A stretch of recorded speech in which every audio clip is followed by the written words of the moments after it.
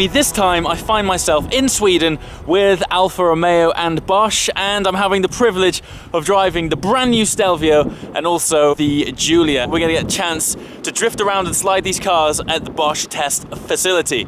So without further ado, let's hop in the Giulia and see what's what.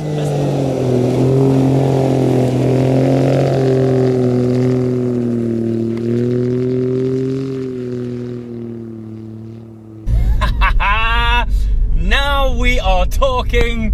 Welcome to... Sorry, I'm sure you can guess what I'm in. Welcome to the Giulia Quadrifoglio, and what a beautiful piece of machinery it is. Now let me begin with a little bit of detail, and the first words that I'm going to say to you are carbon fiber prop shaft. And yes, this has one. Very, very cool. Typically, this is the kind of equipment that is reserved for race cars in order to reduce weight, and wow, this is so much fun. Sorry, yes, carbon fiber prop shaft, and here we are. This is it. 510 Italian brake horsepower engine, developed in conjunction with Ferrari, so needless to say, fabuloso. We also have a manual gearbox. Now, I'm a big fan of the manual, even though currently I don't own one. I am crying out for one. It's just such an engaging experience. It's one of those things that it's just inherently man and machine as one. And you can drift this. Honestly, you just gotta look sideways. So, I'd love to comment about what this car is like dynamically, but we are on sheet ice. And when I say sheet ice, I actually mean like frozen lakes. You can tell a lot about a chassis when it's doing that. Wow. The idea of today then, predominantly, has been to go on a sort of countryside safari in the new Stelvio.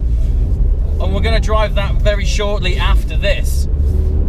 But I can already tell you from my brief encounter of that car and its amazing traction control system, this is the direct opposite of that.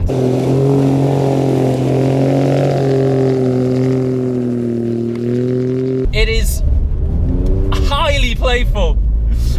As you can tell, the smile is real.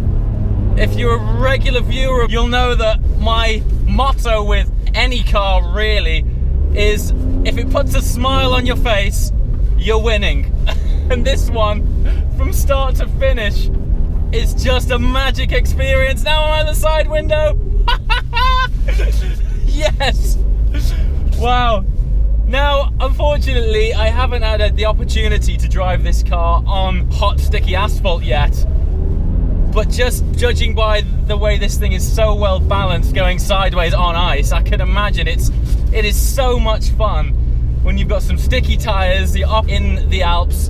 Now, of course, the car that I'm driving, slash sliding, is the manual version. But you can get it in auto and you can shift with paddles. My experience of the Stelvio with paddles is very crisp indeed, but I would imagine mated to this 510 brake Ferrari developed engine, and it was what absolutely lit sideways here on the lock stops.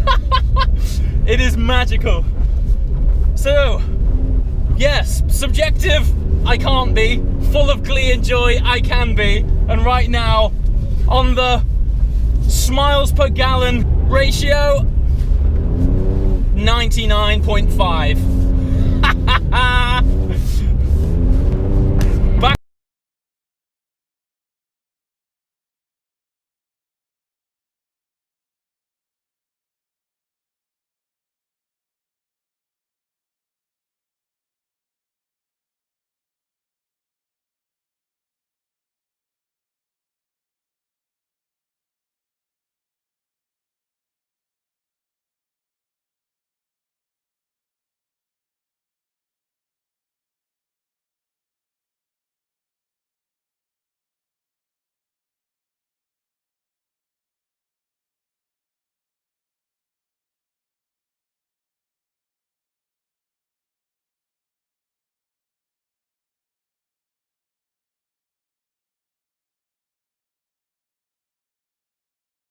At the Bosch facility, where it's now my turn to take out the Stelvio in the safe confines of this drifting playground. Let's jump in one of these bad boys and hit it.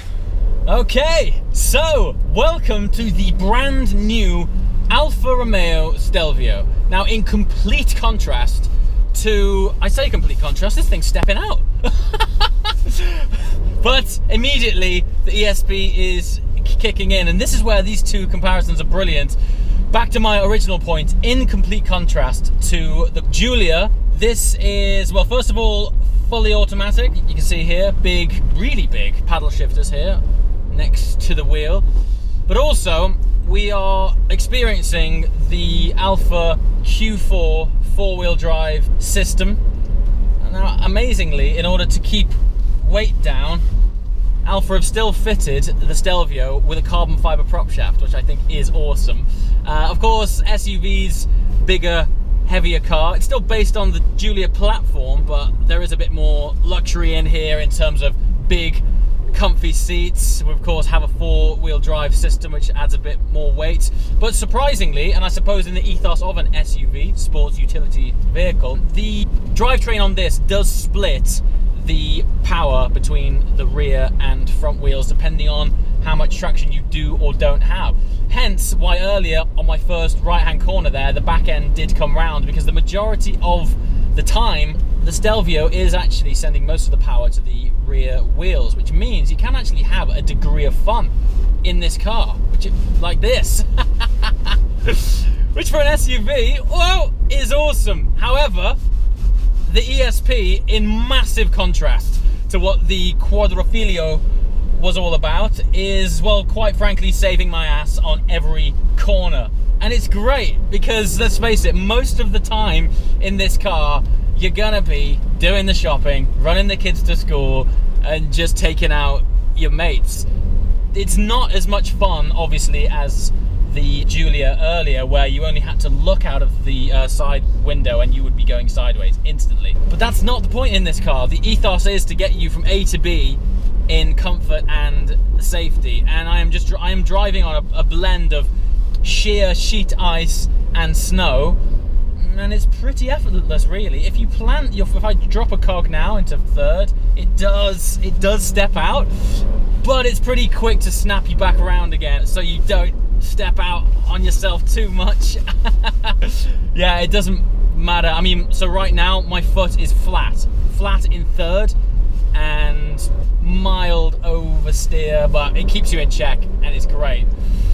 But other than that, I mean, I spent some time on the road in it to get here to the Bosch facility, and it's beautiful. Really smooth gearbox through these paddle shifters here. You can put it in full auto and chill, and the interior quality as well, great. So yeah, all in all, I can't pass a huge amount of judgment on the driving dynamics on tarmac, but from an overall experience of being in this car, look at that, and still being able to have some fun with it, I'm coming out with a smile. So 2 thumbs up.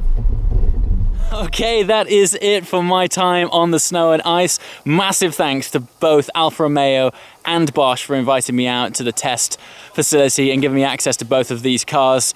Quadrifoglio on ice, massive smile-inducing experience, so much fun start to finish. And in contrast to that, the ESP system on the Stelvio is very impressive indeed. You can have your foot flat on snow and ice and it gently guides you around, and it's effortless. I'm just really looking forward now to trying both of these cars on some tarmac somewhere awesome. Until next time, guys, thanks for watching. Ciao.